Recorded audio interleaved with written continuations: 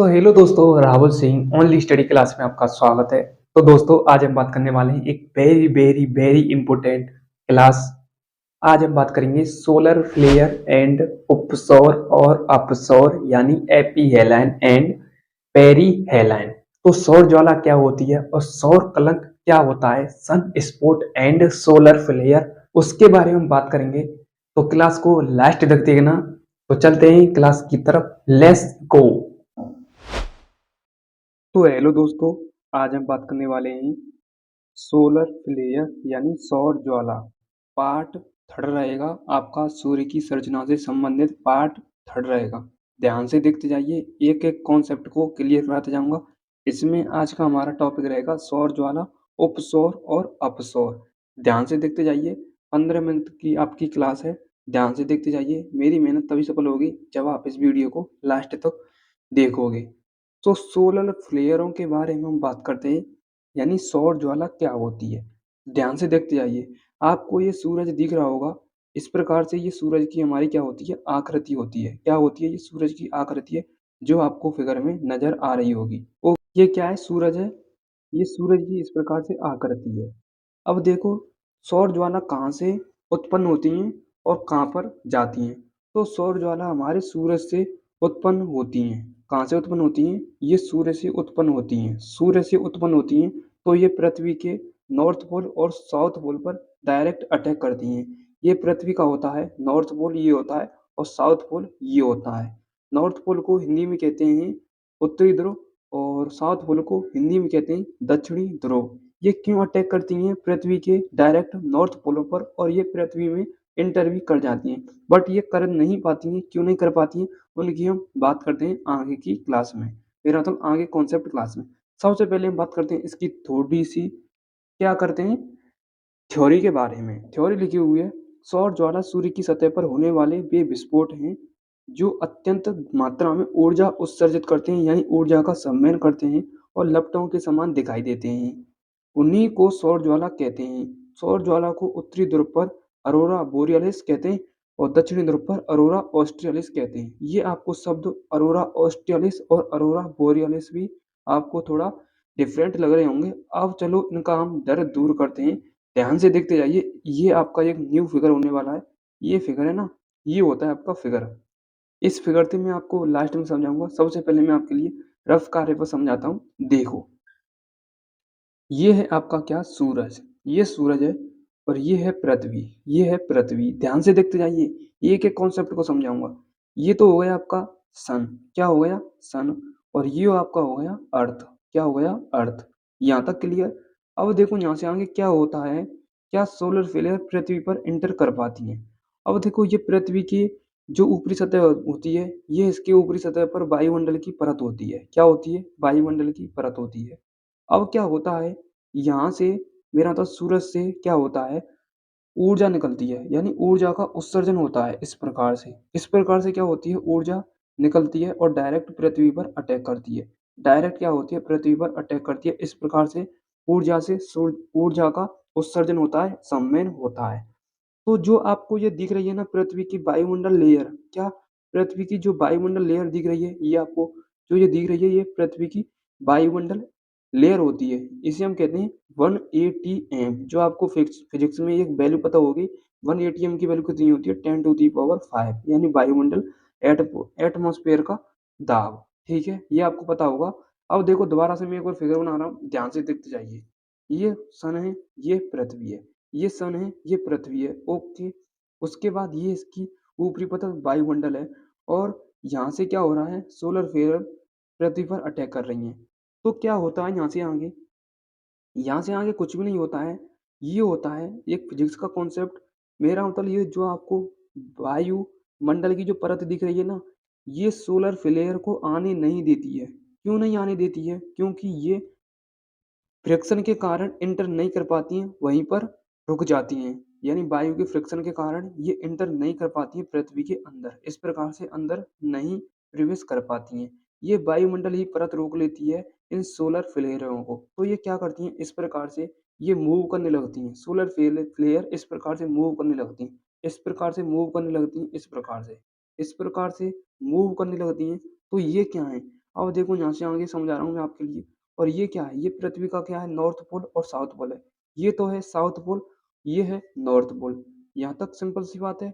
ये क्या है? ये है नॉर्थ पोल और ये है साउथ पोल। ठीक है? इस प्रकार से जा रही हैं सूर्य से, मेरा मतलब सूर्य से जो जा रही हैं, जो ऊर्जा उत्सर्जित हो रही है, जो सोलर फ्लेयर जा रही हैं, इस प्रकार से नॉर्थ पोल और साउथ पोल पर डायरेक्ट अटैक करती हैं। तो क्या होता है, जब ये अटैक करती हैं नॉर्थ पोल पर, तो यहाँ पर एक चमक उत्पन्न होती है। क्या उत्पन्न होती है? चमक उत्पन्न होती है।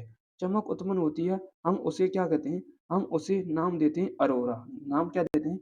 हम उसे नाम देते हैं अरोरा। एक मिनट। तो हम उसे अरोरा नाम देते हैं। क्या नाम देते हैं? अरोरा। ओके, अरोरा नाम देते हैं हम उसे। ठीक है? तो ये चमक को हम क्या कहते हैं? अरोरा नाम देते हैं। इस चमक को हम अरोरा नाम देते हैं। नाम देते हैं, अरोरा नाम देते हैं। ओके, यहाँ तक क्लियर? अरोरा नाम देते हैं। यदि ये पृथ्वी के नॉर्थ पोल पर चमके, इस प्रकार से पृथ्वी के नॉर्थ पोल पर चमके, तो हम उसे कहेंगे अरोरा ओरियालिस। क्या कहेंगे? अरोरा बोरियालिस। क्या कहेंगे? अरोरा बोरियालिस। यदि ये साउथ पोल पर चमके, तो हम इसे कहेंगे ऑस्ट्रियालिस। अरोरा ऑस्ट्रियालिस। क्योंकि पृथ्वी के साउथ में, दक्षिण में क्या है? ऑस्ट्रेलिया देश है। क्या है? ऑस्ट्रेलिया देश है नीचे की ओर। ठीक है? और दोबारा से हम कॉन्सेप्ट की तरफ चलते हैं। देखो ये रही, ये आपका क्या है? ये है सूरज। ये क्या है? सूरज है। सूरज से सोलर फ्लेयर इस प्रकार से निकल रही हैं। तो ये पृथ्वी के डायरेक्ट नॉर्थ पोल और साउथ पोल पर क्या करती हैं? अटैक करती हैं। पृथ्वी के नॉर्थ पोल और साउथ पोल पर अटैक करती हैं। ठीक है? यदि नॉर्थ पोल पर अटैक करेंगी तो एक चमक उत्पन्न होती है। चमक को हम कहते हैं अरोरा। क्या कहते हैं? अरोरा नाम देते हैं। यदि ये यहाँ पर चमक रही है तो उसे अरोरा कहेंगे। यदि नॉर्थ पोल पर चमक रही है तो उसे हम कहेंगे अरोरा बोरियलिस। यदि साउथ पोल पर चमक रही है तो इसे हम कहेंगे अरोरा ऑस्ट्रियालिस। आई होप आपको यहाँ तक सोलर विंड यानी सोलर फ्लेयर का कॉन्सेप्ट समझ में आ चुका होगा। ठीक है? सोलर फ्लेयर यानी सौर ज्वाला। ठीक है? यहाँ तक क्लियर? अब हम आगे चलते हैं, सौर कलंक के बारे में समझते हैं। सौर कलंक क्या होता है? ध्यान से देखते जाइए, सौर कलंक क्या होता है। सौर कलंक के बारे में आपके लिए समझा देता हूँ, ध्यान से देखते जाइए। अब देखो, आपको ये सूरज में कुछ काले काले धब्बे से दिख रहे होंगे इस प्रकार से। क्या काले काले से धब्बे दिख रहे होंगे इस प्रकार से? ये दिख रहे हैं।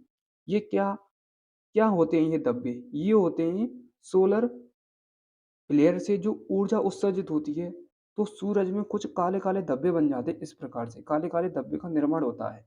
तो इन काले काले धब्बों का निर्माण क्यों होता है? क्योंकि सूरज से अत्यधिक मात्रा में ऊर्जा उत्सर्जित हो रही है। अत्यधिक मात्रा में ऊर्जा उत्सर्जित हो रही है, तो काले काले धब्बे बनेंगे। वो अक्सर सी बात है। जैसे सपोज आप में कोई एक संग कमजोरी हो जाए आपके शरीर में, तो आपका शरीर काम करना छोड़ देगा, या आपके शरीर में कोई निशान या कोई पार्टिकल, मतलब निशान अलग ही दिख जाते हैं। शरीर में जो कमजोरी हो जाती है, तो आपका शरीर वीक हो जाता है बिल्कुल। इसी प्रकार से एक साथ ऊर्जा उत्सर्जित होती है सूरज से, तो काले काले धब्बे बन जाते हैं। इन्हीं काले धब्बे को हम कहते हैं सौर कलंक। क्या कहते हैं हम उनको? सौर कलंक नाम देते हैं। आई होप आपको यहाँ तक ये कॉन्सेप्ट समझ में आ चुका होगा, सौर कलंक क्या होती है। अब देखो, इसकी हम थ्योरी देखते हैं। सूर्य के प्रकाश मंडल पर कुछ काले धब्बे दिखाई देते हैं, जिन्हें सौर कलंक कहते हैं। ठीक है? क्यों? ध्यान से देखो, सौर ऊर्जा का स्थानांतरण, सूर्य से ऊर्जा का स्थानांतरण इन्हीं इन्हीं की कुछ काले धब्बे बन जाते हैं। इन्हीं के कुछ काले धब्बे बन जाते हैं, थोड़ा रॉन्ग है। काले धब्बे बन जाते हैं और इनका तापमान 4 या डिग्री सेल्सियस से 1500 डिग्री सेल्सियस तक होता है। सौर कलंक की संख्या लगभग 11 वर्ष में के चक्र के दौरान वृद्धि तथा कमी होती रहती है। ओनली ओनली कितने वर्षों में? 11 वर्ष के चक्रों के दौरान वृद्धि और कमी होती रहती है।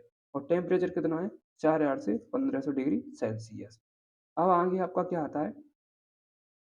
एपीएलएन और पेरिएलन यानी उपसौर और अपसौर। ध्यान से देखते जाइए, उपसौर और अपसौर में क्या डिफरेंट है, उसको भी मैं कंप्लीट कराने वाला हूँ। ध्यान से देखते जाइए।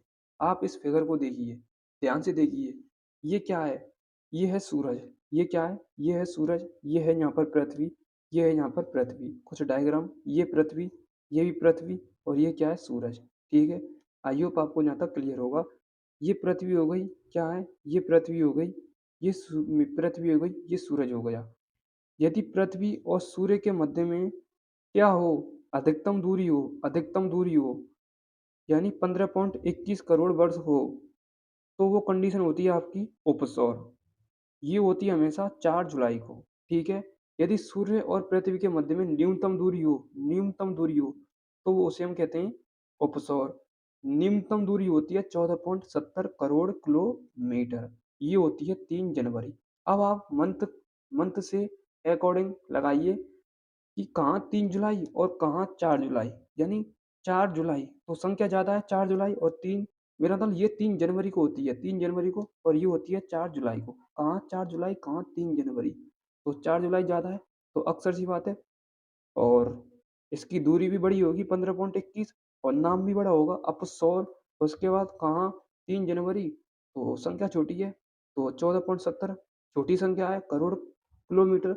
उसके बाद नाम भी छोटा है उपसौर। तो यही इनमें डिफरेंट है पृथ्वी की, जो कक्षा के चारों ओर पृथ्वी चक्कर लगा रही है सूर्य के चारों ओर पृथ्वी की, जो इसे हम न्यूनतम दूरी और अधिकतम दूरी के नाम से जानते हैं। ठीक है, देखो ये लिख रहा सूर्य तथा पृथ्वी की सापेक्ष स्थिति। ठीक है, अब देखो इसके बारे में कॉन्सेप्ट में सीधे सीधे लिखा हुआ है।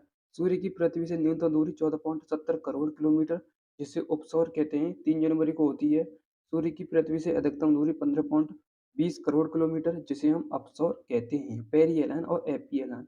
ये होता है आपका आज का कॉन्सेप्ट, यहाँ तक फिनिश। क्या होता है आज का आपका कॉन्सेप्ट, यहाँ तक फिनिश होता है। मैं मिलूंगा नेक्स्ट क्लास में सूर्य की आंतरिक संरचना से संबंधित इम्पोर्टेंट फैक्ट कंप्लीट हो चुके हैं। तो आपको ये क्लास कैसी लगी वो मुझे कमेंट में बताएं। मिलता हूँ नेक्स्ट क्लास के साथ। Thank you so much, love you और जय हिंद, जय भारत।